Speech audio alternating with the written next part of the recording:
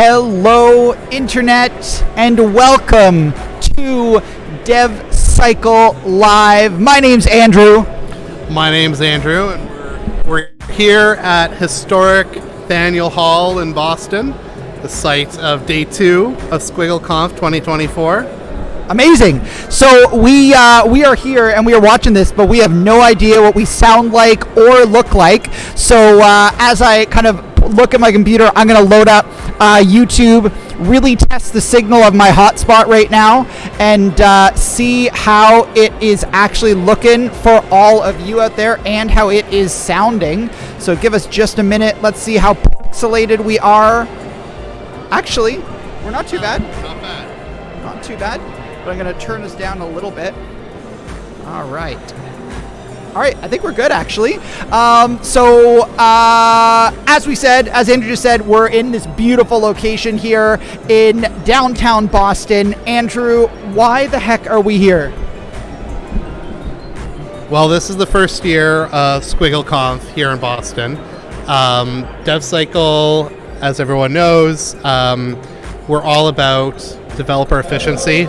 How do we help developers find the best way to get done what they need to get done? So this conference focus is all around dev tools, dev approaches, dev efficiency at the end of the day. And so yesterday we had a full day of awesome speakers, some of which are going to be joining us on the live stream today, sharing their insights about how they approach building the next generation of their dev workflows. We met a ton of great people, learned a lot yesterday. Today's workshop day, but we're taking this opportunity to go live and share out some of the learnings from SquiggleConf with the rest of the internet. So if you're just tuning in, we are going to be here for the next few hours. You can see right behind us here, we have got a workshop that is just getting underway. It is actually the final workshop of SquiggleConf. We're going to talk all about what we saw yesterday. You're going to get a chance to meet some of the creators, the organizers of SquiggleConf. You're going to get a chance to meet one of the awesome speakers that we saw yesterday, and we're kind of hoping that when people just kind of walk by, we'll just slowly grab people and pull them in. But worst case scenario, you just get to hang out and see us today here live on stream. I'm going to go back and just do a double check because I'd hate to think that we are actually not as good as I think we are. Let me just jump back over while we're waiting. And we are actually kind of vamping and filling time right now because things are just kicking off over in the workshop. No, we're good. We're actually okay.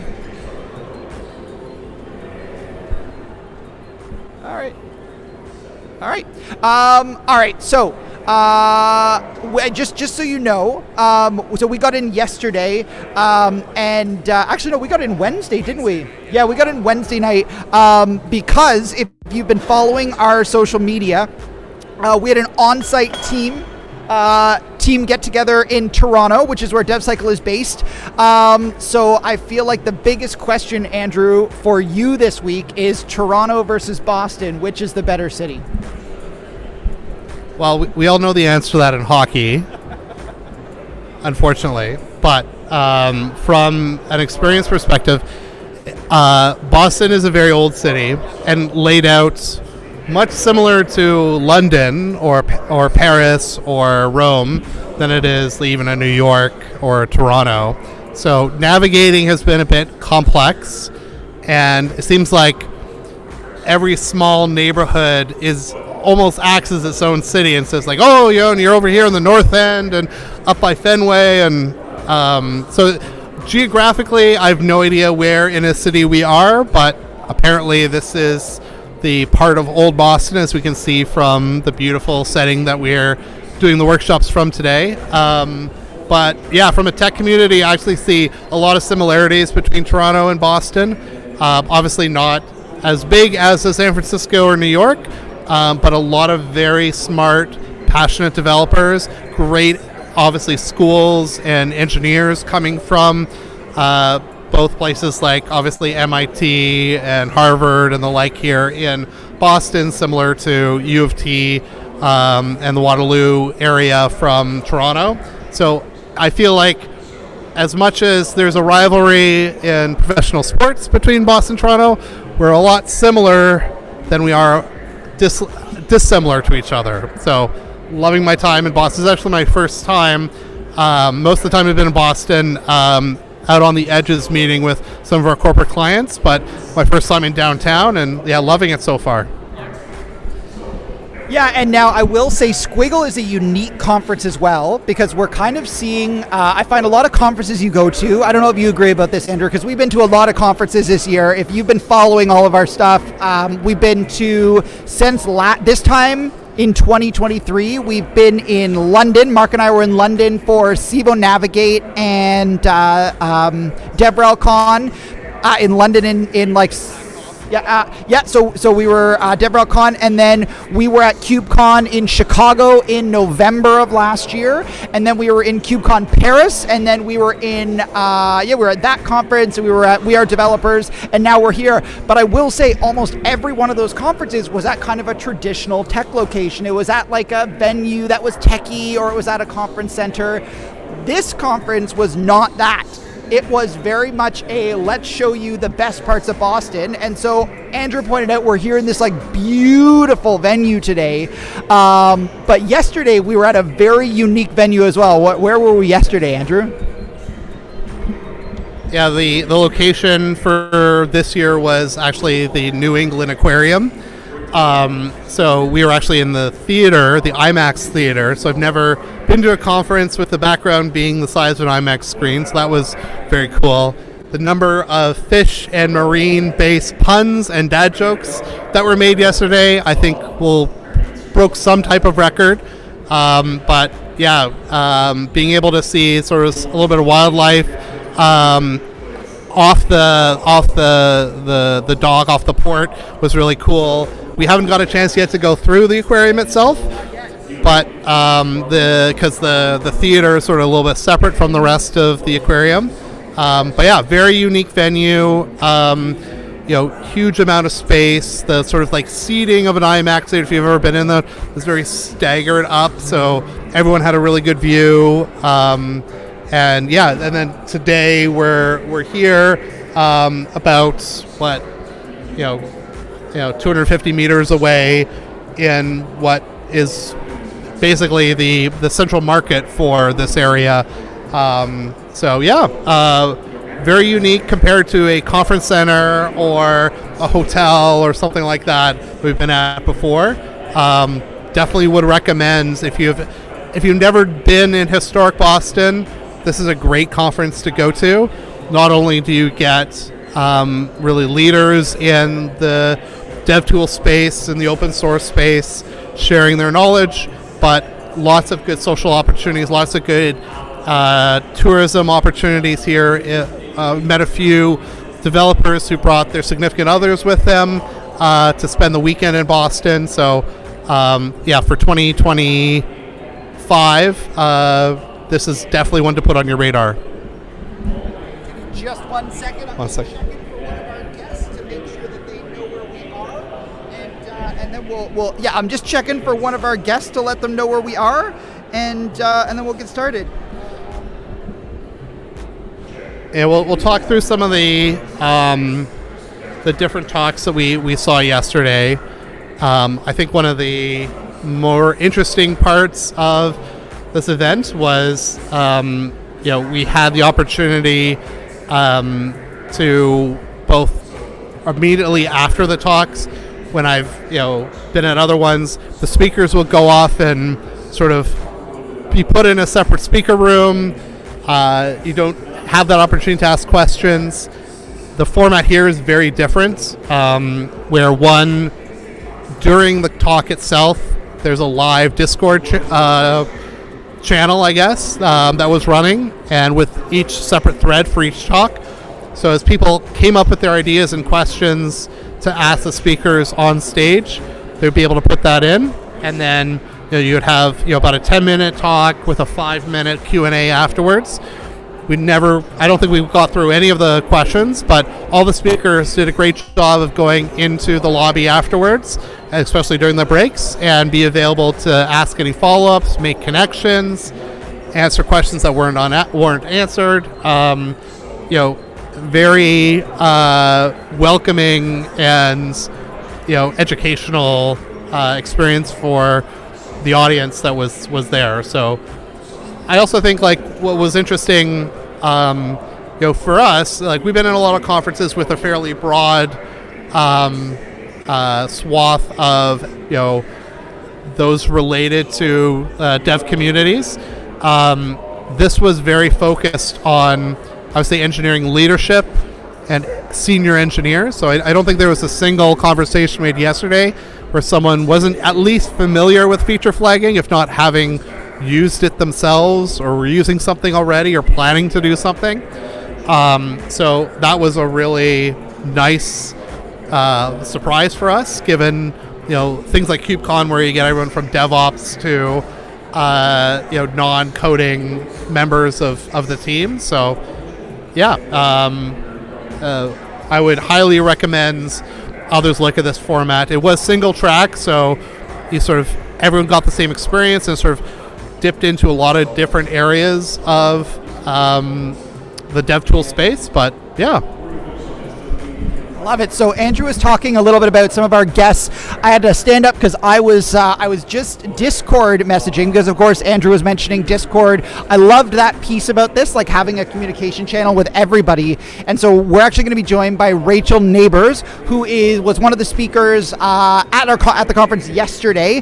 I think I saw them. They were sitting just behind here, and I don't know if they recognized me. It's the green glasses today. It's not the yellow or red glasses in the picture, so it throws people off. But I think Rachel's going to join us. The workshop's kicking off, so some of them are going to join us. But kind of before we really kick into that, Andrew mentioned that there's been there has been many different engineering leaders here. And I think the thing that tells you that you're at a dev conference, a dev tool conference, is the people that are sponsoring. And so like sponsors that were here, so Prisma, if you've heard of Prisma before, Prisma was one of our sponsors this week. And what's that? DataStax. Yeah, DataStax. DataStax is everywhere this year. They are absolutely everywhere. NX, so if you watch DevTools and DevCools, Nick and I did a stream last year on NX Next and a bunch of other things, and it was really popular. So the NX team was here just doing a workshop.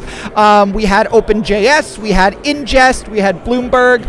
So many great sponsors that are here, and we're kind of part of the part of the event today, and are going to kind of pop up, I'm sure, in the stream today. Now we got a bunch of people sitting behind us, so I'm just going to let them know that they're going to be live on stream. But as we're waiting to get ready for that, if you are watching us on the stream and you would like to ask us some questions, you are more than welcome to jump into the chat and throw your questions there. If you're catching this afterwards and you'd like to send some comments back to us, please comment in the thread and let us know. All right, it looks like our some of our background stars are grabbing another table, but of course they are more than welcome to join us here on stream a little bit later on. So you guys are more than welcome to join us on stream if you'd like to talk about what you saw at the conference later on. We're going to be here for the next little while. All right, so I'm going to check and see, did Rachel find me? Right, and I'm going to hand back over to Andrew to vamp for a minute, because we're really just vamping, waiting for our guests to come in, or for some questions to come in.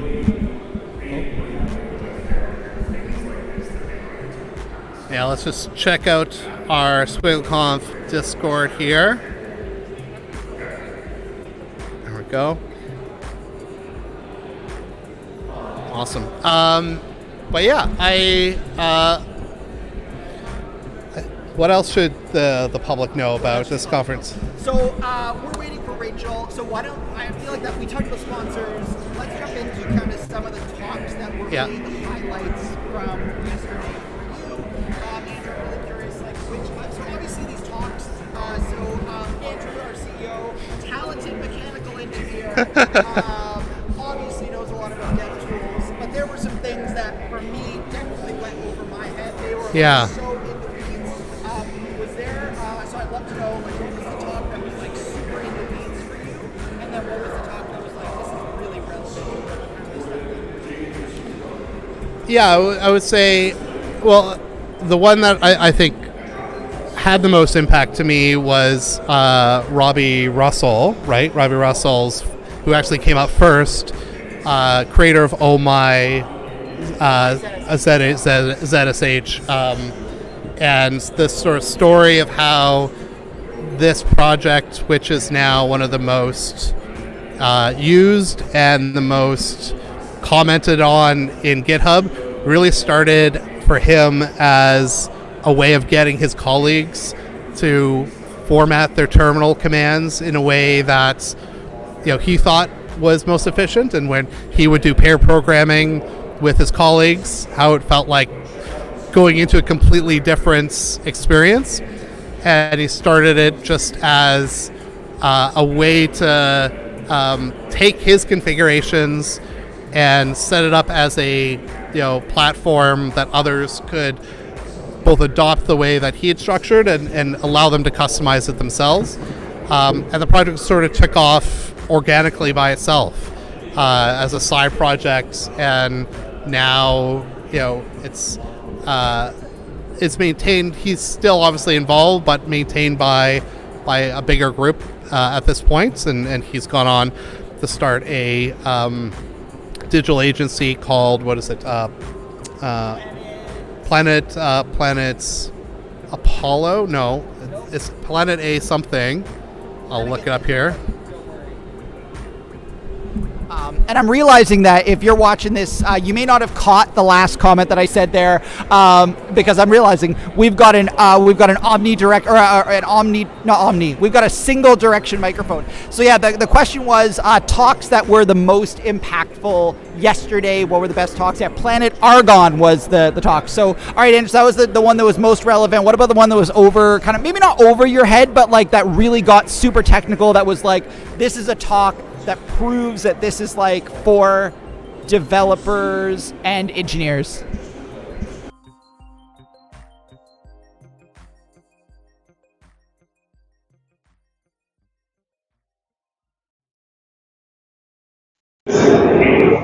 All right, and our microphone got unplugged. That's right microphone. Oh no. No. Briefly got unplugged and I noticed it. I knocked it. Yeah, so what about the one that was sort of a little bit in the weeds? Well, I'm sure our dev team, actually I forwarded this project on to our dev team, but Don Isaac created OXC, which is basically next gen tooling at Rust for Rust speed. So what was interesting about the talk was, well, one, it went super deep into the structure of the project and like how it fits into the developer's workflow. But I chatted with Don afterwards actually, and he announced it was a Void Zero as a collective of a bunch of these projects that the mission is to tie them all together over the course of the coming year. So that sort of from start to finish, if you're building a Rust project, you have all the tools that you need there. And he said literally on the train ride in, that was announced publicly. And so he integrated that very last minute into his talk. It was highly recommend checking out the OXC project on GitHub. Star it if you're a Rust developer.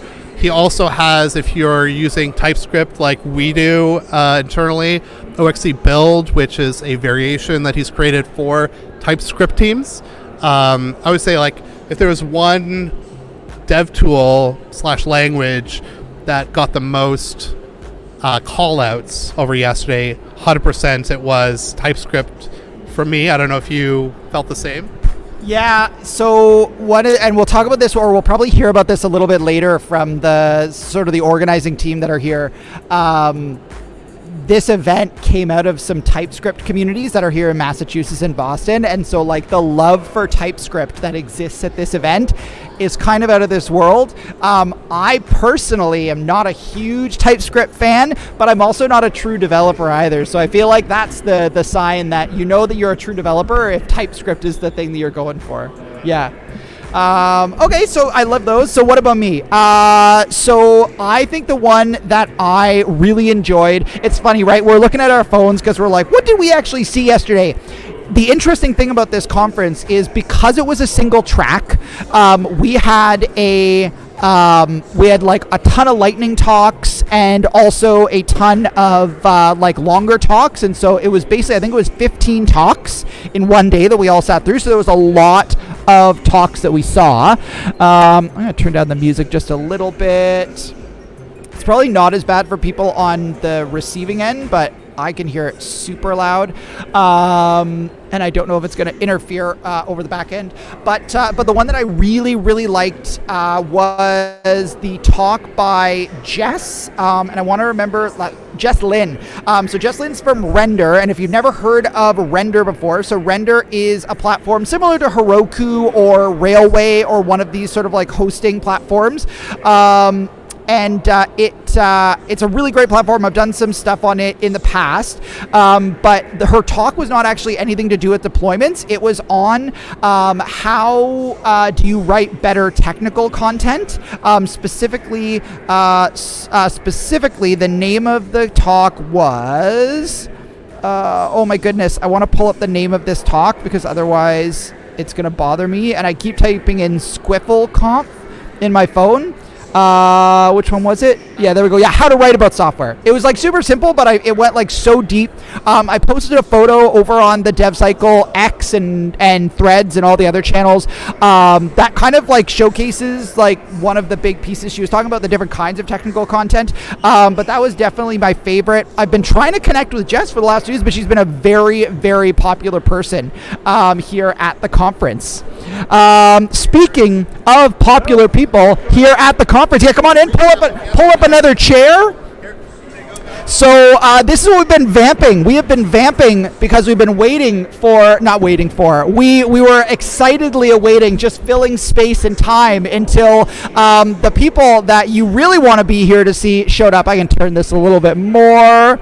Beautiful. Look at us all. We're so good. We're gonna make friends. We're making friends.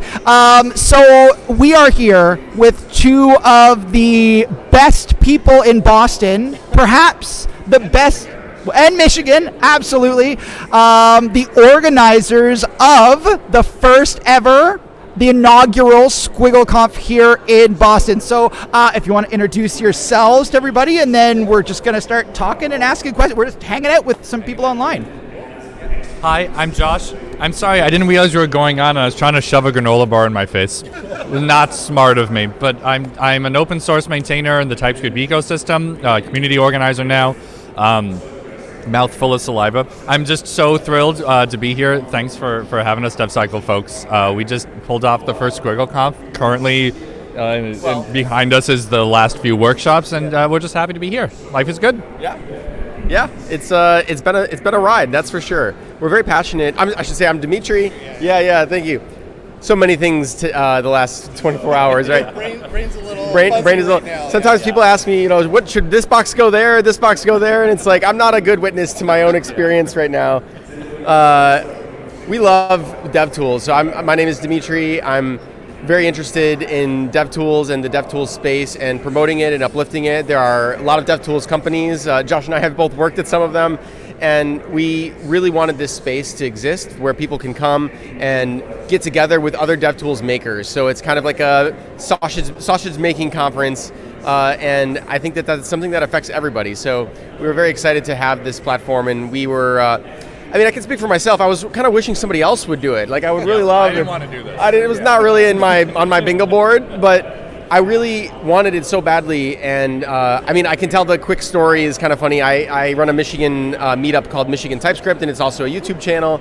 And we had Josh come out to talk about ESLint stuff because he's well known for that great stuff. And within 15 minutes of picking him up from the airport, we got talking about how we wish there was a DevTools conference. Myself, I work on Rust, targeting TypeScript. If I went to a Rust conference, it's like, we don't want the JavaScript stuff. It doesn't really fit. And fair enough, it doesn't. If I went to a JavaScript conference, it's the same problem in reverse. Now it's like, it might be interesting to both parties, but it's not really a good fit. But the tooling that I make is a perfect fit for something like SquiggleConf. I had to organize, of course, but you get the idea. And there are lots of people like us that are making cross-language tooling. We had representation from Zig and Go and TypeScript and JavaScript, Rust, and a lot of different ecosystems were together last night in the same room, and that's a really cool thing. So, yeah. No, I think it's super powerful to be able to take the learnings that one community has found around their tooling environments, share it across. We tend as developers to get very sort of narrowly focused around, we are this type of, follow this type of process with these languages, but there's amazing learnings that can come from that cross-pollination. I'm curious, for you guys, why Boston? And because as we were looking for conferences across the East Coast for this fall, really this is the only dev tool focused conference in not just the Boston area, but all of the East Coast. Why this location, and what was special about hosting your first one here? You want to take it? Yeah. One thing to note about Dimitri and me, we're very organized. We have this huge Notion board full of subtables and views and all things. We did a whole comparison of all the cities we could have hosted this in. In and out of the United States. We then narrowed down to the United States for paperwork reasons. It's been so difficult to do different country conference. A lot of cities are too expensive. Like, I miss living in Seattle. Love that city. Would love too expensive. Also too far away. Dimitri lives in Michigan. Went most of our organizing time. I lived in Philadelphia. I only moved to Wakefield. It was like 20 minutes north of Boston a month ago. So that was fun for organizing. Boston has this fantastic blend of, historic stuff, this beautiful Faneuil Hall marketplace behind us, eggs, it's just been there. It also is relatively much less expensive, than like a New York City. It's got a fantastic community, a lot of great companies, a lot of great universities, that's the word, but also no major community-run tech conferences like ours, which is shocking and weird. There's a meetup scene, like there are great meetups. Shout out, we started Boston TS Club. A lot of great folks on that team. There was also Boston Code and Coffee, Boston Rust meetup, but we saw like, so to speak, like a market gap, like a space to be filled for having a conference here. So just before we go too far into this, because we're going to go into the weeds about everything related to this, the fact that you program in Rust and TypeScript, that's the most developer of all developers. You have literally checked every box. You can't get more developer than that. Okay, so Boston this year, 2024, yesterday you announced that you're already planning a SquiggleConf 2025. Is it going to be here in Boston? And if it is, are you hoping to kind of just like replicate and scale it up or do some different things? I'm just sort of curious, can we give an insight into what 2025 might look like? Yes, I'm happy to say we've done a small amount of retroing. We're software engineers, so we're not going to do a post-mortem because it wasn't bad, but so I think that we're going to do as much as we possibly can the same. The venue is incredible. I mean, you literally, it's a 60-foot tall screen. You look like an ant standing on the floor next to that. I mean, I think that so many of the things that we put a lot of work into, like Josh undersold it in a way. I mean, we looked at like 150 different venues. We toured, we both flew out separately to tour. I think we got up to 20 of them that were in the finalists that we toured. We put a lot of effort into finding the right space for us. This venue is so perfect because it's right in the very heart of downtown Boston. Something that people who came from Europe were telling me is that it feels like European here. And I realized that, actually Boston is basically the closest to Europe you can get in the US. And that's because it's so old. It has a lot, architecturally, but also it's a very walkable city. I was kind of shocked when I got here because we've been looking at maps for so many months of the venue is here and the hotel is there and the parking is there. We've been looking at the map. And when I'm just standing here, it's I can physically see all of the buildings that where the hotel is just around the block from where the venue is just around the block from where we are sitting right now, where the workshops are happening and where the food was. So we really liked all of that stuff. We'll probably tweak some things, but I think we're going to try to make, this only was announced to the world in June. Really? Yes. So to think that like we went from nobody had heard about it but me and Josh to like it happened between now and June is, I think, very impressive, and we feel great about that. But there's so many things we could have done more of, and we know that. We have a learnings document that we started in Notion that's like, massive. You have to scroll. I was like, there's like so many categories and stuff, and we're like, we don't even know where to put stuff. Josh just started typing the other day, and he was just like, whatever, miscellaneous at the bottom. Like, yeah, it's time for that. There's so many learnings. So we're going to apply all of those learnings and make it even better. We want to have a quality conference over a quantity conference. So there's a lot of big chain conferences. I attend them. Josh attends them, and he speaks at a lot of them. We like those conferences. There's nothing against that. But we want to have a smaller, like very personal experience where people feel like they had a chance to meet all of the speakers if they wanted to and talk with people, and the community doesn't have any kind of like growth stresses that can happen when you have a huge conference. So yeah, that's the goal. Yeah. Yeah, okay. Just some really innovative things you guys did that I haven't seen at any other conference. That live Discord feed was awesome to be able to ask questions. You probably you could have gone for some of the speakers for half an hour for follow-up questions that the group asked. Yeah. High level of engagement, and I thought all the speakers did a great job of spending time afterwards in the lobby area, chatting with everyone, answering any unanswered questions that came up during the talks. That sort of close-knit community feel that you guys created, I think, is really special. And the fact that, as I was going around talking to folks, I think you had more people outside of Boston attend this conference than inside Boston. I don't know if you want to talk to that a little bit. Yeah, just real quick. One of my favorite things, I've been doing regular conference speaking for a while. For example, Rachel Lee Neighbors is standing just out of shot, and that's one of our awesome speakers. Rachel Lee, yeah. We can all. The best photobomb ever. Yeah, I mean, it's wild. We had a lot of people come in from like companies or whatever, but because we're so new to the Boston tech scene, it was weird. Like I've never seen it have under 50% local, which means that for next year, once we've had much stronger roots in Boston, we're really hopeful. Yeah.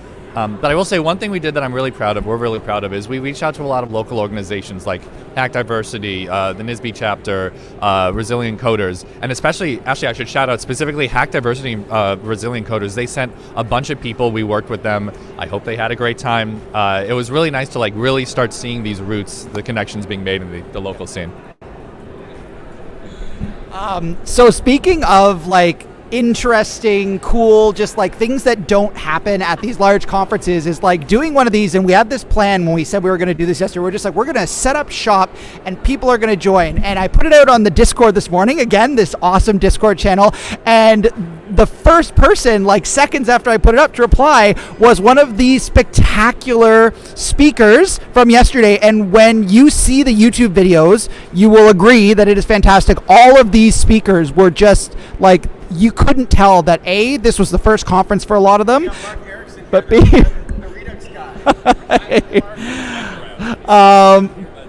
yeah, say hello.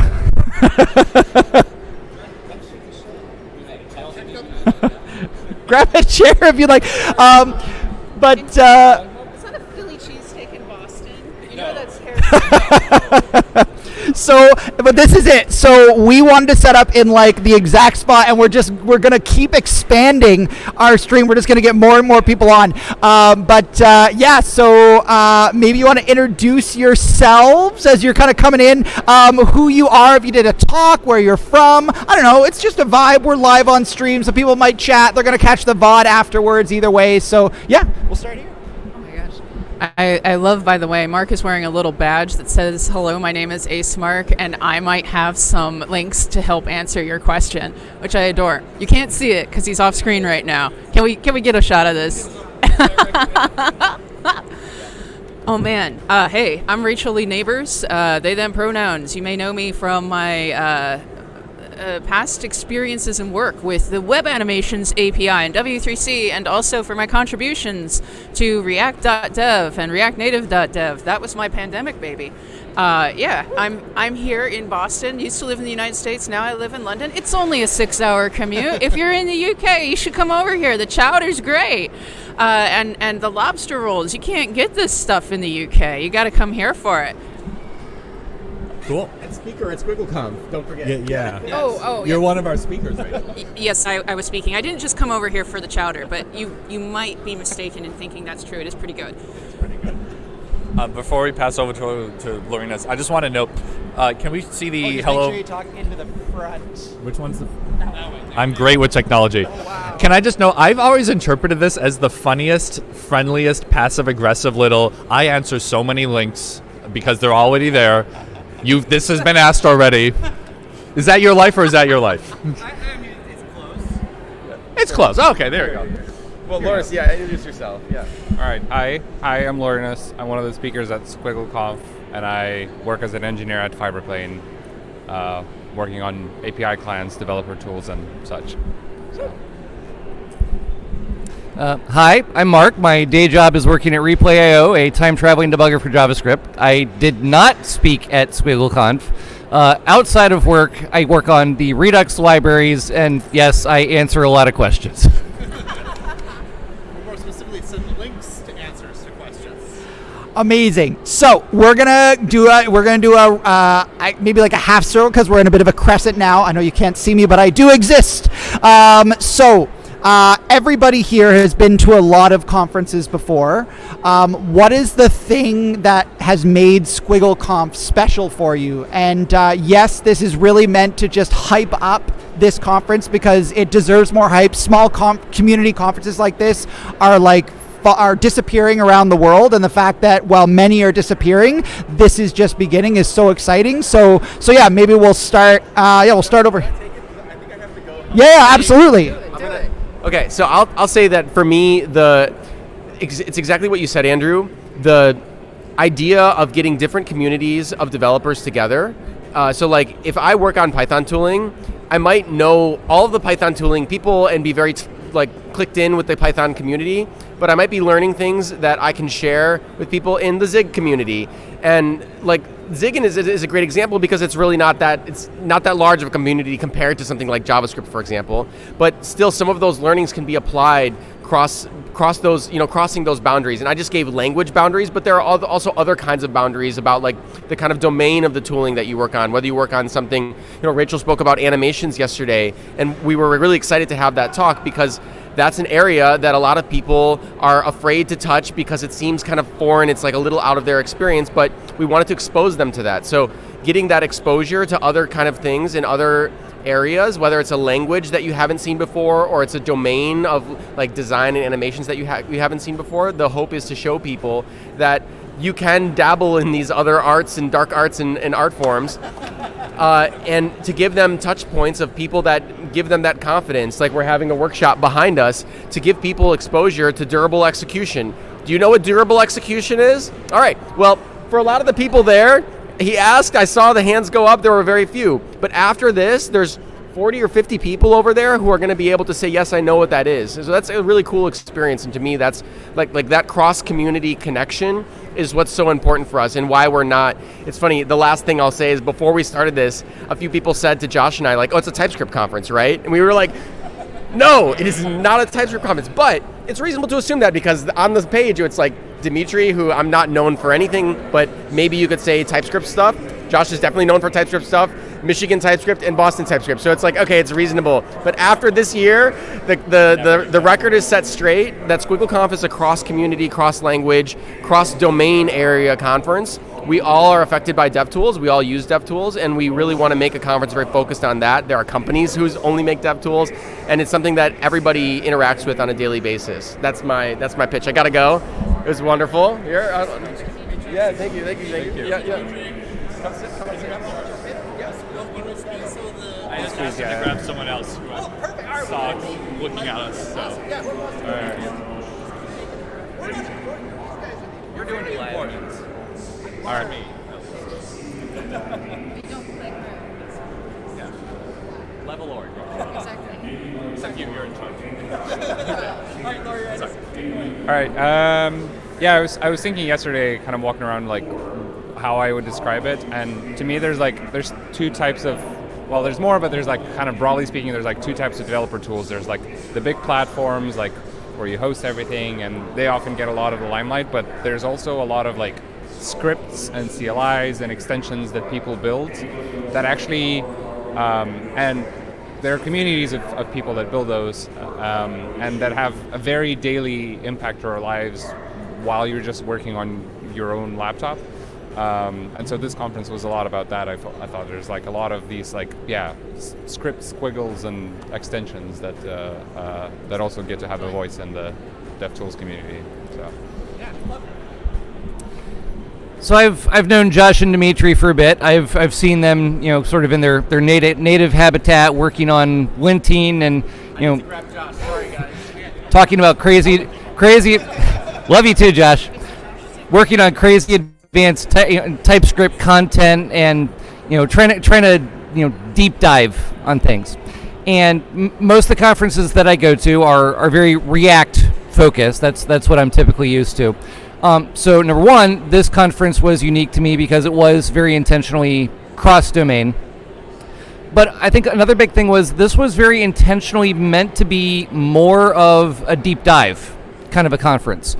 Some talks that very intentionally went with some more complex topics, and in a lot of ways it was meant to attract the people who work on these tools, as well as obviously all of us use these dev tools as well. And that's not to say that this conference was like exclusive or bad for beginners.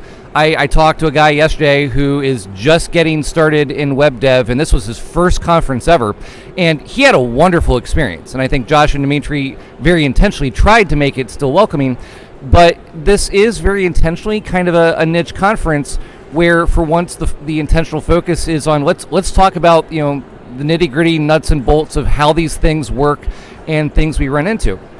And it wasn't just low-level programming. Robbie did a talk on building community around releasing a tool and how it went from I shoved some scripts up in a GitHub repo to other people wanted to contribute to how it grew. That's applicable to any community.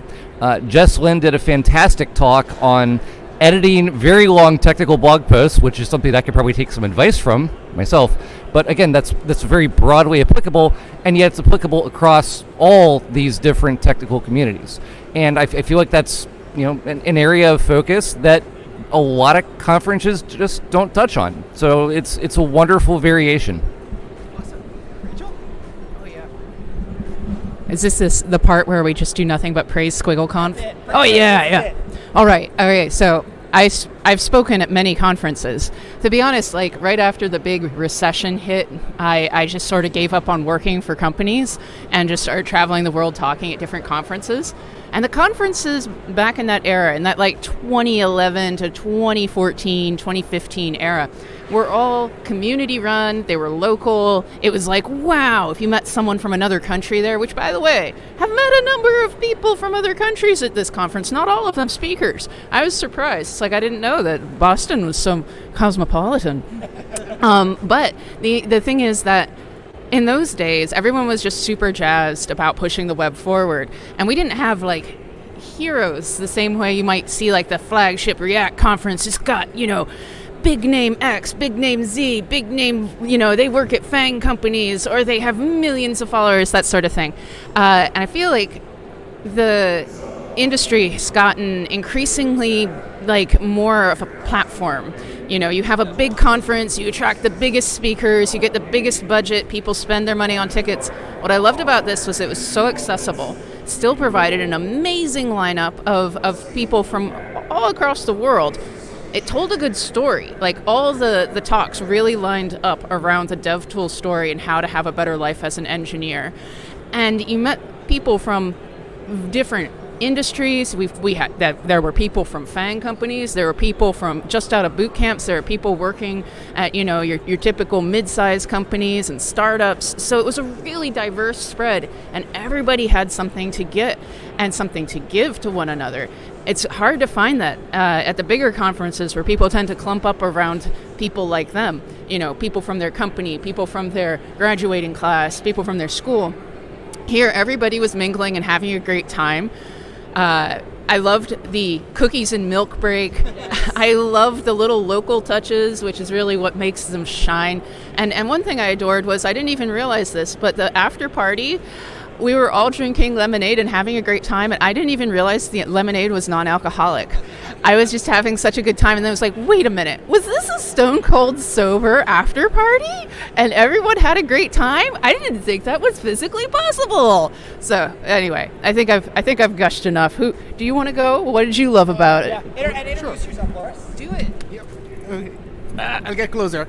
Okay, so you know what I'll do? I'll do a sales pitch for Europeans. So, yeah. Wait, where are you from? Italy. Yeah, I flew in from Italy. You took the 6-hour commuter train. Yeah. Yeah, well, 12-hour. You had a 2-hour in Europe, yeah, then in Frankfurt, and then 8-hour from Frankfurt to Boston. Oh, Yeah. Frankfurt. Okay. Yeah, but it was worth it. It was worth it. So, so I'll start with the most important thing. The tap water is great. Yes. Yes. Tap water. Yeah. I was told that Boston was a walkable city. I can confirm. I had been told in the past that other American cities were walkable. Did not turn out to be as true as I hoped it would. So I really like Boston. Like I've been to a few conferences in the United States, and I really liked that. Usually, the problem with conferences is that it's stressful. You have to travel. You get there. It's expensive. You have to be like you want to participate to things, but then you have like an energy budget that gets depleted very quickly. And I feel like Boston was very relaxing in many ways. So that really helped like enjoy the conference more. In my case, also prepare for my talk. That's where most of my energy went into. Who are you? Yeah. Introduce yourself to everybody. Oh, should I? Yeah, sorry, I should have. Well, the sticker says most of it. I work at the Zig Software Foundation. I'm VP of Community. We're a 501c3 non-profit foundation. And we make a programming language, and hopefully can help people make better tooling.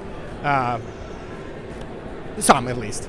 Could you say the name of the foundation again? Yeah, Zig Software Foundation. Zig Software Foundation. Yeah, so the Zig programming language. Oh, cool. I've never actually heard of Zig before. Oh, never? Do you want to tell us a little bit about it? Sure. So let's say that you want to write some kind of software that has some performance concern, like, say, tooling, because tooling has to deal with big files sometimes, big projects, that kind of stuff. So you don't always have to, performance shouldn't always be at the top of your priority list, but sometimes it's kind of important because nobody wants to wait for a slow dev tool, right?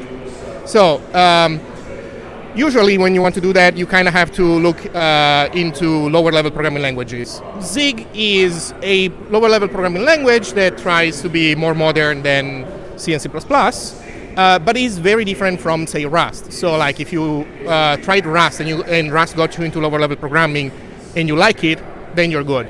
But for some people, Rust might not click, for example, and some of them might have more luck with Zig, for example. Yeah.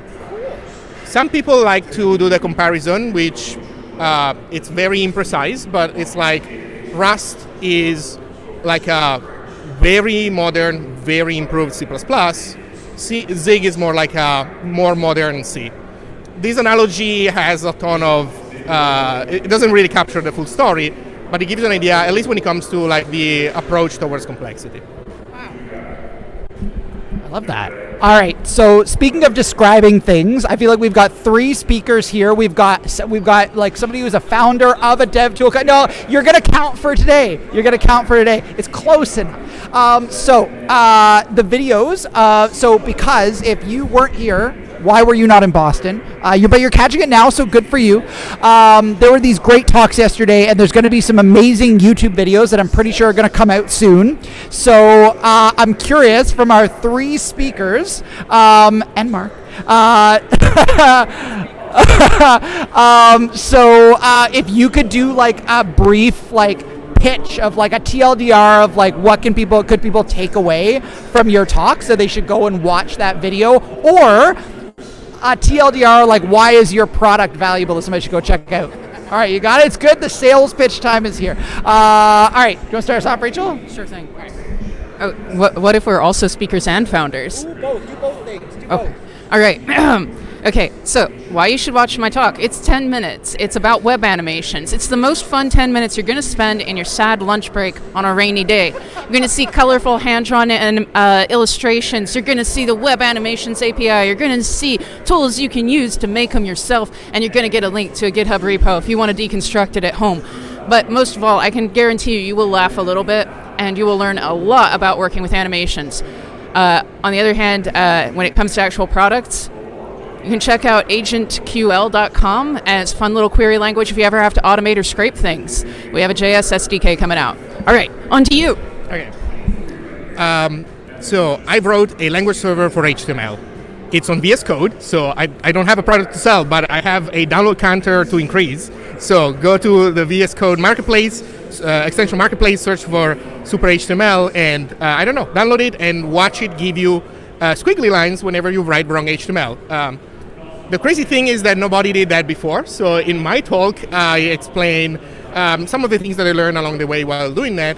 And also, I concluded the talk with just a little bit of one thought about how it is worth for us to focus more on making simple things easy, especially when it's web related, for people who are not software engineers, so that we can have more weird websites from people who don't do software for a living.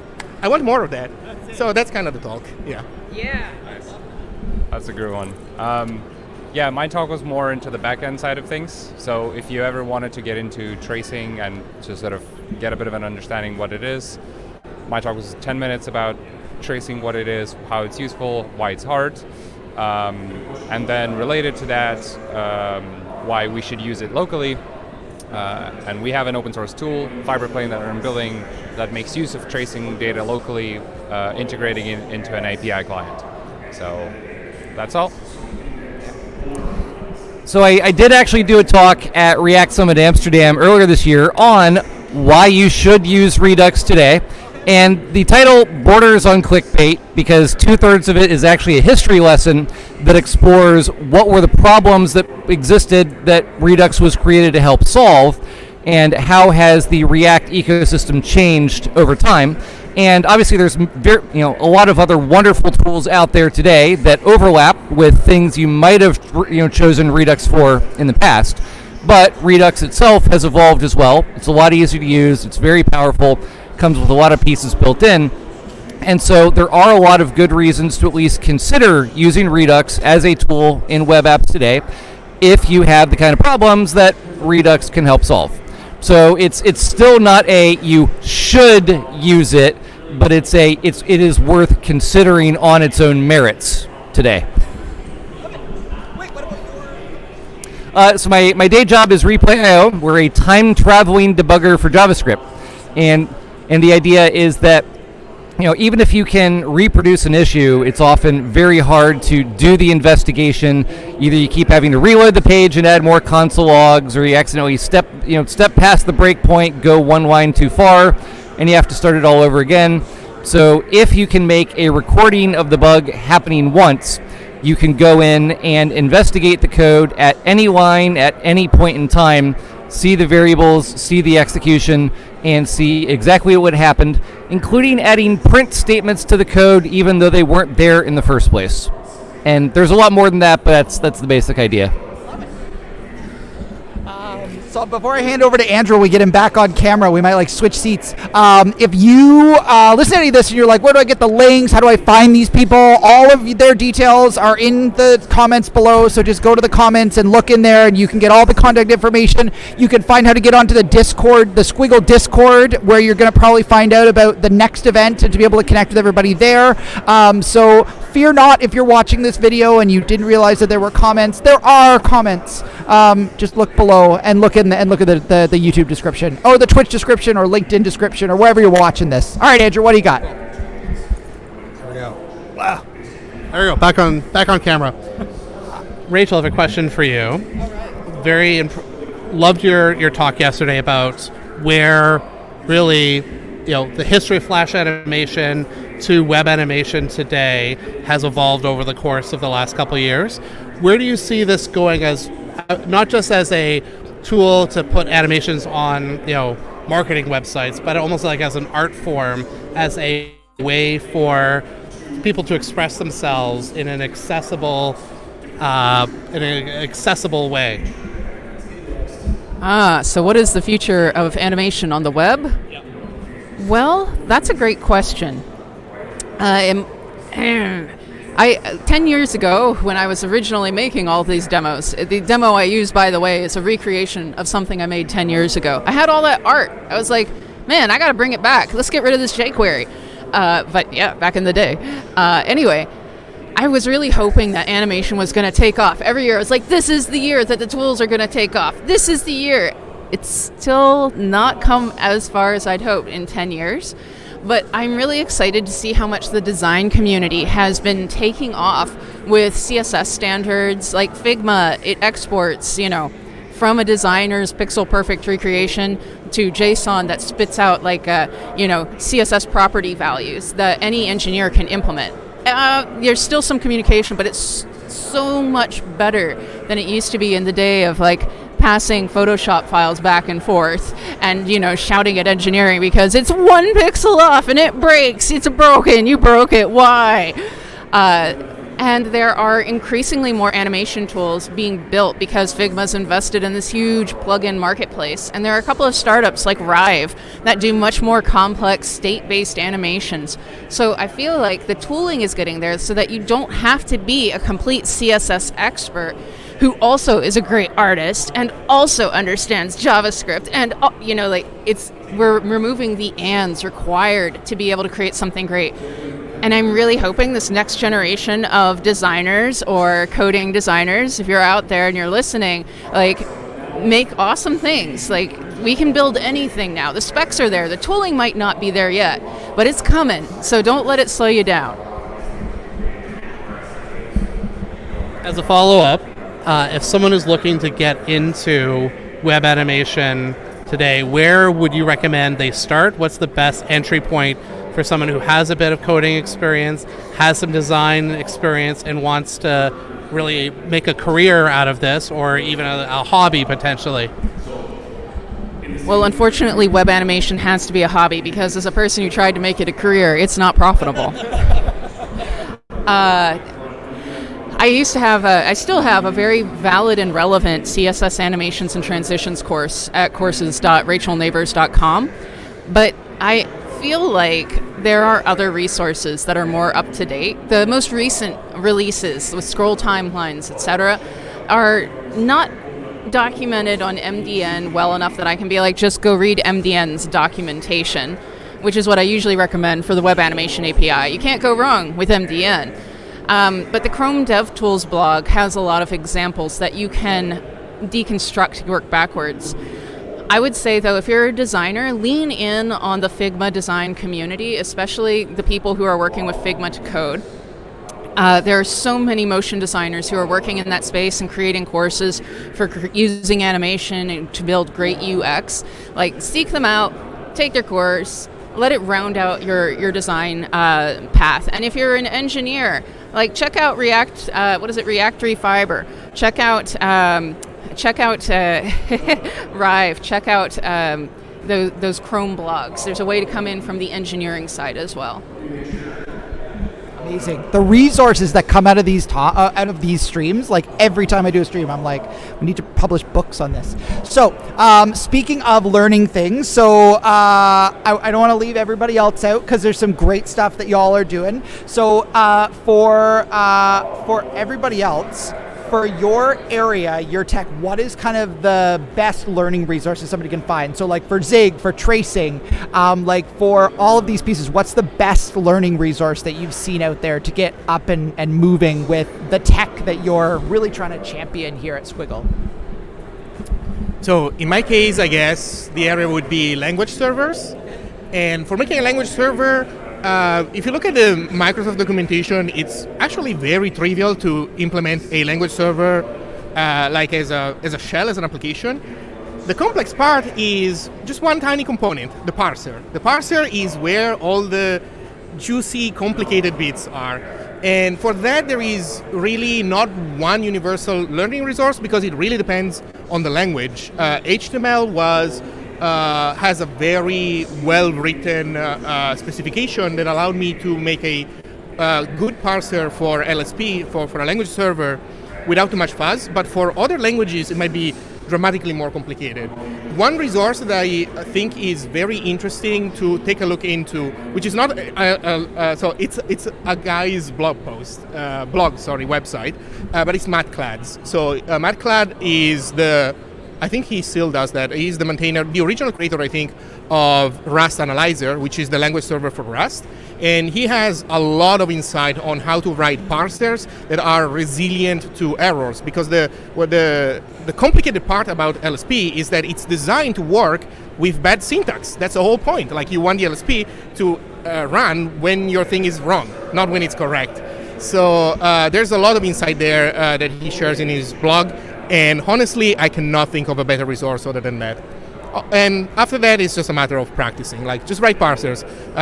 Don't over rely on parser generator libraries. Type your parser out. It's not that difficult. That's it. I was gonna add to when I was learning parsers, parsers and interpreters, one of the main resources was Thorsten Ball's book as well, sort of learning interpret. It's one of the best, like, sort of like that's another one. I think one is called crafting interpreters. Yeah, that one is really nice from. And I don't remember Tortens. What's the name? Thorsten Ball did 2 books, I think, learning interpreters by writing them in Go and learning compilers by writing them in Go. Yeah, they're both like sort of available, and you sort of write a kind of a pseudo language, like a very simple language. For tracing, I think the best way to learn it is to probably just try working with it. And the first thing, open telemetry, there's sort of as like a base tracing library. If you are going to use OpenTelemetry, you're likely going to build a wrapper around it. So try building a wrapper around it, and sort of you'll encounter all of the stuff that you need. I do want to give a shout out to Honeycomb blog, and especially Charlie Majors, who's done a lot of thought leadership work on just elaborating what tracing and observability is, what they actually tell us about. I read anything they post, anything they link is sort of worth going down that rabbit hole. So by far the best place to get started learning Redux is actually our official documentation site at redux.js.org, which I have put a lot of time and effort into. We have 2 different primary tutorials with 2 different areas of focus. So the Redux Essentials tutorial is designed to be the practical, hands-on, modern way to learn Redux. So it teaches you how to use our modern Redux toolkit package as the right way to use Redux, and walks you through that process by building a vaguely plausible social media app to explain each of the features that are included and when, why, and how you would want to use it.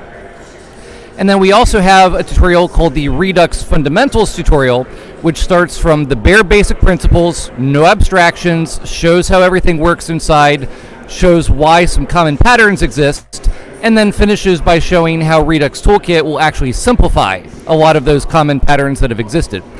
And I wrote both of those tutorials in 2020, and I actually spent the first half of this year doing a very large modernization pass on the Essentials tutorial, so that it actually teaches everything with TypeScript from the beginning, goes through and teaches some additional concepts in a lot more detail than I did the first time around. So I feel very confident in saying it is the most thorough, comprehensive, detailed, and up-to-date way to learn Redux. Please don't go trying to learn Redux from Medium blog posts from 2017 or outdated Udemy courses. Please read our documentation. Oh, I love that. You're getting like a mini conference here. If you're watching right now, you are actually getting like a little bit of the experience today. But speaking of conferences, obviously SquiggleConf, fantastic, best conference happening this week in Boston. Definitely, and as Andrew and I were saying earlier, like the only really dev tool conference on the East Coast, or maybe anywhere.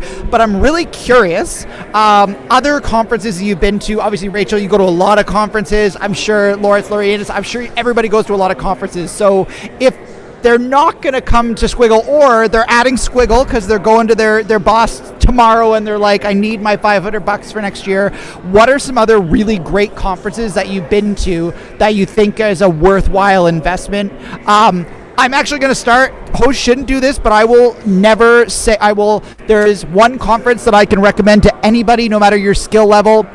It is that conference, THAT conference. It's a polyglot conference. Happens in Wisconsin Dells, Wisconsin every year. It happens at a freaking water park. All your families are invited. People are there with their partners and their children. The social night is going to a water park and going down water slides. It is also, the content that is at this conference is just absolutely out of this world. It's a 3-day conference that happens. Clark Sell, who organizes it, is just absolutely spectacular. It's like 10 years old. Google it. It's literally that conference, thatconference.com. Go and check it out. Best conference I've been to in my professional career. High praise, really hard. I'm going to give you a twofer.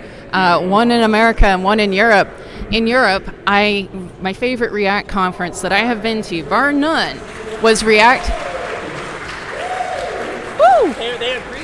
They're excited. Yeah, React Connection Paris, which was a cozy React conference attended by people who have made amazing contributions to the community, but aren't like flagship influencer names. So the conversation was so cool, and there was like a queer JS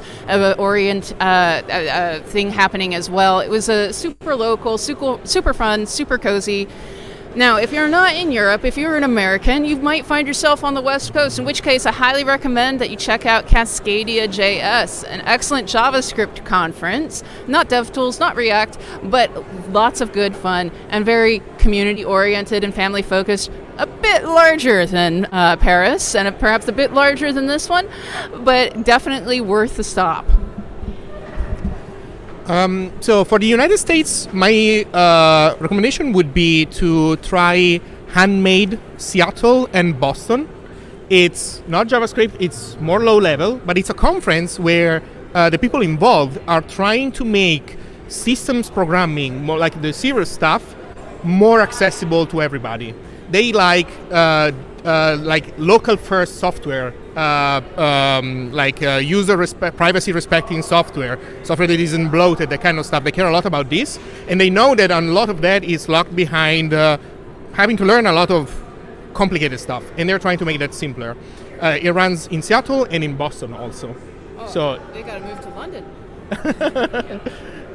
Wait, sorry, because you're in London? Oh, I see. Well, I mean, it's not that far, right? It's just 6-8 hours. I don't know. Get on the commuter train. Yeah. And okay. So then for Europe, even though it's London, so it's not technically. I'm joking. We understand. I know. Well, so closer. There's another conference called Software You Can Love. It's run by yours truly. You can go to softwareyoucan.love. And it's less about lower level programming, but it is more aggressively about fighting user hostile software. So yeah, that's what I would recommend. Softwareyoucan.love. So I think a few conferences that for the remaining of this year that I'm personally looking forward to are at the end of the month on the West Coast. There's obviously GitHub Universe and the kind of all of the satellite related events. Also a couple that are related to local first software that I'm personally really excited about. And there's also back on East Coast in mid-November, there's a JS Nation in New York City that's also going to be there. So most of the conferences that I go to tend to be very focused on React. And so I specifically want to put in a plug for React Rally, which is held in Salt Lake City in Utah, usually around the middle of August. Different conferences always have different vibes, and it's really hard to describe or put your finger on exactly how that happens. But React Rally has always had a very intentionally community kind of a vibe.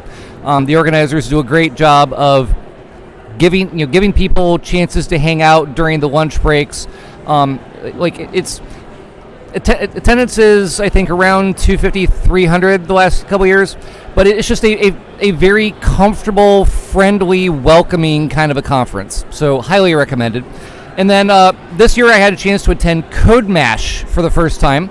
That's actually held in Sandusky, Ohio, also held at a water park, and it's a very cross-domain, cross-language kind of a conference. So it's definitely bigger. I think attendance is probably 1,000, 1,200 maybe, but it's also a very broad, welcoming, nice family vibe kind of a conference as well. Amazing. So these are all. Go and check out these conferences if you have not these conferences, not that conference. Go and check out all these conferences. These are literally global conferences. And the great thing is that most places that you go, most majors, if you want to go someplace beautiful, there's probably a tech conference in that city. If there's not, you can take a book out of the SquiggleConf or a page out of the SquiggleConf book and create your own conference and bring people here. Yeah, absolutely. And the more people that do it, the more people that will feel confident to do it. I feel like we, as developers, we live in this world of not believing that we can do things and then we do it, right? Like that, imposter syndrome is legitimate. Conferences are just big meetups. So all you got to do is.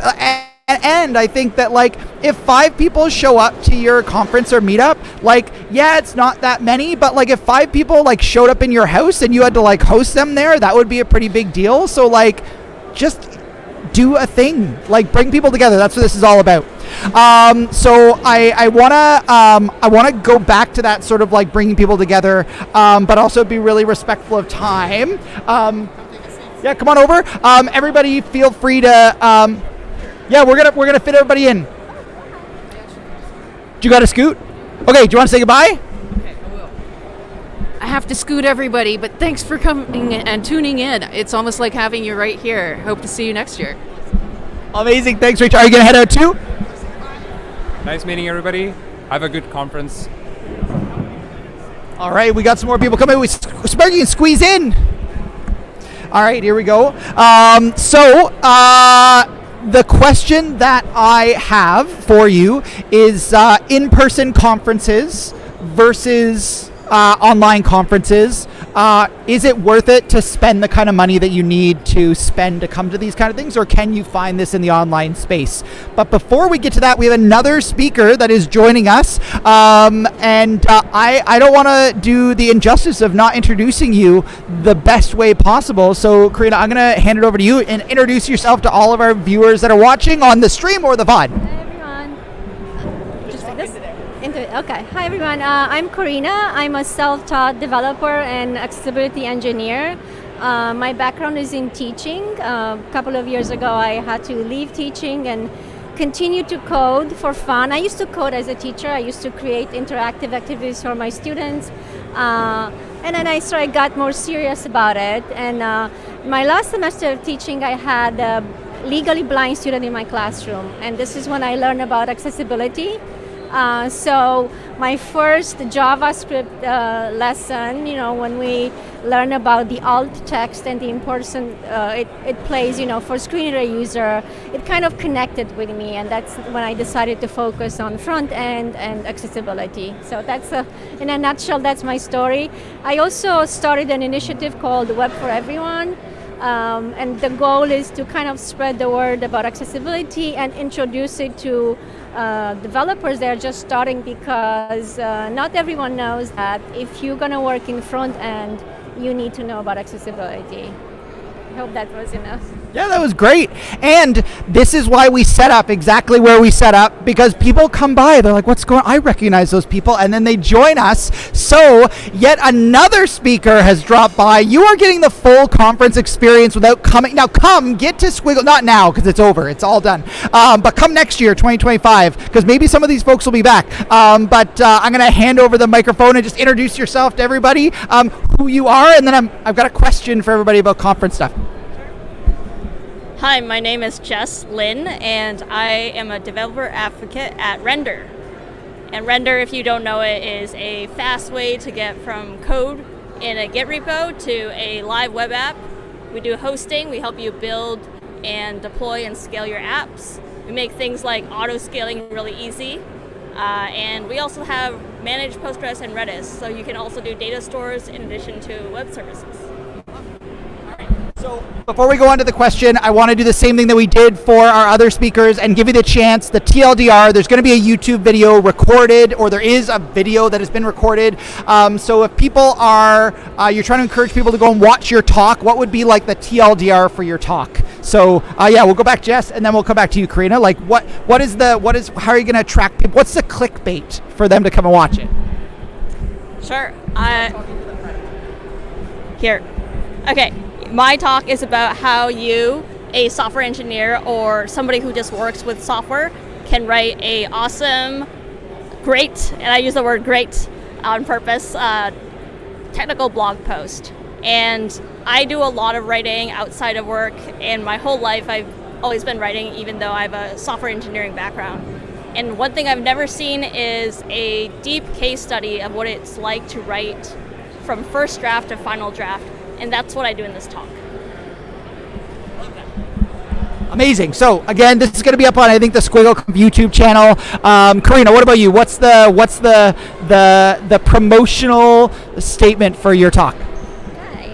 So my talk was about the accessibility tree. This is a modified version of the DOM, Document Object Model, that's available in DevTools, and developers, even if you don't know much about accessibility or you're not familiar with all the tools that an accessibility expert will use to audit a site, you can use the accessibility tree to figure out if a component or an element you created is going to be exposed correctly to a user with disability, a user that relies on a screen reader or a voice recognition software. So you get a lot of hints as to whether something you created might not be accessible.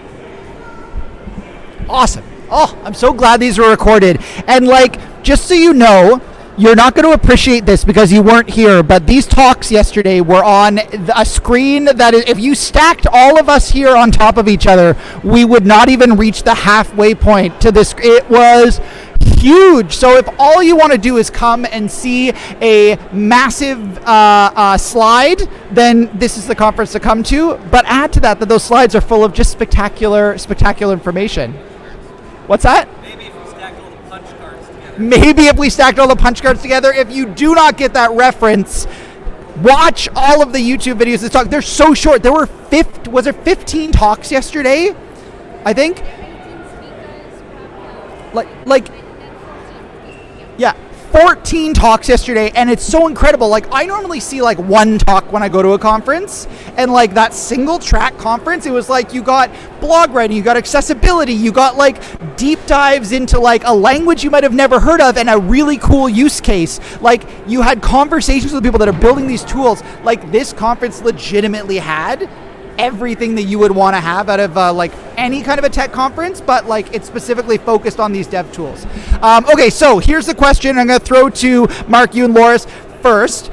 So in-person conferences versus online conferences, these are expensive, right? You got to pay for the conference ticket and the food and all the rest of this. Is it worth it to still go to in-person conferences? But then for the love for the conferences that are online, what's a good virtual conference or event or resource that you think people should go and check out if they're interested in just either learning or finding community or just some sort of an online space? So yeah, Loris, do you want to take it away? So I do think that going in-person to conferences is totally worth it. And as a speaker, I feel like the main reason is the hallway track. So you can always catch talks later. So I say that as a speaker. Actually, the most interesting part of conferences is the interactions that you have past the talks. The talks can be fun, hopefully. Speakers do put effort into that. But you can have interactions with people that you are not going to be able to have if you don't come in person. The hallway track is one of that. Some of that, so that's during the event itself, but then there's after the event, there's the dinner, there's the after parties, there's all the interaction you can have, even in the morning, just having breakfast. So that, in my opinion, is what makes it really worth to go to conferences in person. As for online events, I don't know. I mentioned earlier the Handmade conference. They also have an online community, so I'll plug their community. It's called the Handmade Network. You can go to handmade.network and get involved. That's basically what I was going to say. Online conferences have value. I mean, obviously more so during COVID when we were all stuck at home. But being able to see collections of videos online is useful. But it's also very true that even for an in-person conference, most of the talks are up on YouTube later. And it's nice to see things in person. Like, it's great to actually see things on the big screen or feel the reaction of the crowd. But ultimately, talks can usually be seen later. The real value of coming to a conference in person is the community and the actual in-person interactions. Even just yesterday, I ran into 5 or 6 people at least who I have seen at other conferences over the years. We recognized each other. We caught up, said hi, how you're doing. I got to, ask questions of some of the speakers after they were done. I was able to talk to a guy who's relatively new to the programming industry and is still kind of early in the boot camp learning phase, and give him some advice of and encouragement of things that I've learned in my own career. I had conversations with a couple people who I've seen on Reddit or Twitter, and maybe I've chatted with them briefly online, but it's like, oh, like that person's standing right next to me. I can say hi and have a discussion, and you put names to faces. You have the serendipitous meetings, and there is real value in getting to have these in-person interactions. And that's really the main reason why I go to conferences today, is I get to be around people with similar backgrounds, shared experiences. I get to meet people from around the world doing really cool things. And, yes, a lot of us programmers tend to be on the introvert side. I'm still an introvert by default myself. But you just can't beat actually getting to meet people in person at an event like this. So this is my first conference. Really? Yeah. First conference, first talk. Yes. So I am experiencing, I never knew how awesome they were, and I am also an introvert. You'll find me on the weekends, often in my office, reading a book, but this was really awesome. I feel the energy. I'm more inspired now to code and build some projects this weekend than I have felt in a long time. And I enjoyed everything from the talks to the after talks to the workshops we just had earlier this morning. And so I'm really jazzed to go to the second conference. Awesome. Same, my first conference, first talk as well. Yeah, I did present at a meetup last week, and so I got a taste for it. It was a good prep for yesterday. Yeah, the energy, the vibe it's very different when you're in person. So many connections. I'm also self-taught, so being able to meet and talk and get advice for people with a lot of experience or maybe less experience. It's just priceless, to use a cliche. I do love the online community because that kind of keeps you going in between opportunities to meet people in person. And you're asking about opportunities, online opportunities. I'm happy to share for accessibility. There's a company, DQ, that specializes in accessibility, and every February they have a 2-3 day online conference just on accessibility, and it's free. So it's a really great resource for everyone around the world, to participate. But I got the bug now, so I'm going to be applying to more conferences. So you'll see me around. Hopefully they'll accept my proposals, and I'll get to speak again. Amazing. I love it. And I find this is so I'm not even going to change on camera because these are the people you want to see. This is the thing. If you are new to the industry and you're looking for a conference to start things off for I think every person who did a talk at this conference was delivering at such a high level. You would have no idea this was a first talk for so many people. And oh my God, just so good. It's so good. Watch the videos afterwards. They are going to be worth it. Now, we've been going for a little over an hour and a half, but that doesn't mean that we are officially done yet, because we got one more person I think that's going to join us on stream in just a second, because we've gotten the perspective from attendees, we've gotten the perspective from speakers, first-time conference attendees, conference organizers. We heard from these conference organizers of SquiggleConf, and we actually also have somebody that is going to come on, and they are a sponsor of SquiggleConf, and I believe a sponsor from Ingest. Yeah, awesome, and they're going to come over in just a second. So while we're waiting for our final Ingest guest, if people want to find all of you or your projects online, where can they find you to get more information? I'll obviously post all of this in the comments, but yeah, I'd love to know, how can people find you online? How can people find your projects, your resources, your communities? I realized I didn't have my badge. So my name is Jess Lynn, if you have been following along. Find me online at my name, Jess Lynn, but without the vowels.com. So JSSLN.com. And you'll find all the links to the socials there. I am at AceMarkey on basically every platform. Ironically, I'm at Mark Erickson on GitHub. I will pop up in basically any thread that mentions Redux anywhere. And I also write a lot of blog posts at blog.isquaredsoftware.com. If you search for AceMarkey blog, it'll probably pop up. I think the easiest way to find me is probably to go to the official Zig website. So go to ziglang.org, and there you will find posts written by me, code written by me, and and then if you want to dive deeper, you can go from there. I'm Karina Murg. You can find me on Twitter and LinkedIn, just my first name, last name. I also have a website, webforeveryone.us, that introduces you to basic concepts about accessibility. Yeah. All right, so I think Loris is getting out of here. Yeah. Yep. So goodbye, everybody. Thank you for having me. Amazing. So, but we're not going to end off there, because we do have one final guest fresh off of delivering a workshop. So this is you are working.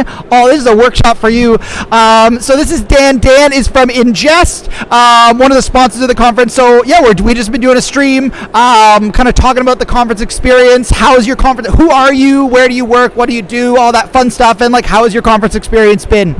Cool. Well, thanks. Name is Dan Farrelly, up on here. Work for Ingest. Don't just work there. I started a company with a great friend, Tony Holdstock Brown. He's the CEO. He's a brilliant guy, and also the CTO there. And we just gave a workshop and sponsored SquiggleConf, and we really had a great time, because connecting with so many people in the community that have such a passion for dev tools. And go deep and get to meet people that maintain or deliver such amazing talks is unbelievable, because really we all love the tools that we build with and continue to push forward about how we're building software, new abstractions, new ways to work, new solutions that help developers' lives, like render and whatnot, and tools that I've used for years, like Redux, and it's so fun to be able to connect with so many people. And Ingest is proud to sponsor, and we help people build resilient applications that can run reliable code in the background. So think about things that you might work with a queue, you might use an event stream for, and you might add things like throttling, concurrency, multi-tenant aware controls, rate limiting to these functions that you need to run reliably in the background. These workflows that you might be building that might run for days, hours, weeks, that might pause halfway through. And we built a series of SDKs and a system that allows developers to write this code just imperatively, instead of think about the infrastructure and cron jobs and relationships between all these types of things. So, this is these are the people that I like being around. This is what we built things for, and so we can hopefully help as many developers build really great products and have a fun time doing it, not battling, challenges with the infrastructure or thinking about, these types of things too much. So, yeah, it's been fantastic to join the conference and be here in Boston this year, and I'm stoked to come back next year. So what I love is like you've gotten the whole perspective from every single kind of person that is at this conference. There hasn't been a negative thing said, and it's not just because we got all the people that love this conference. It's genuinely because this is a really, really great conference. If you are looking for a place to be in, I believe it's already September 25th and 26th, 2025. Just look for SquiggleConf. Just go to Google, look up SquiggleConf. It is definitely a fantastic way to spend a couple of days here in Boston, and to potentially meet all of these amazing people in person next year as either speakers or sponsors or attendees. So I think if you haven't noticed, behind us, this hall has filled up. And so I think we may get random non-tech guests that start to join us live on the stream. But I think we'll end it here. But I just want to say thank you, Dan. Thank you, Karina. Thank you, Mark. Thank you, Jess. Thank you to Rachel. Thank you to Dimitri, Loris, everybody. We're getting out of here. So thank you so much to everybody for tuning in, and we will see you next time here on all of the channels and around the internet. Bye, everybody, and see you at SquiggleConf 2025. Bye.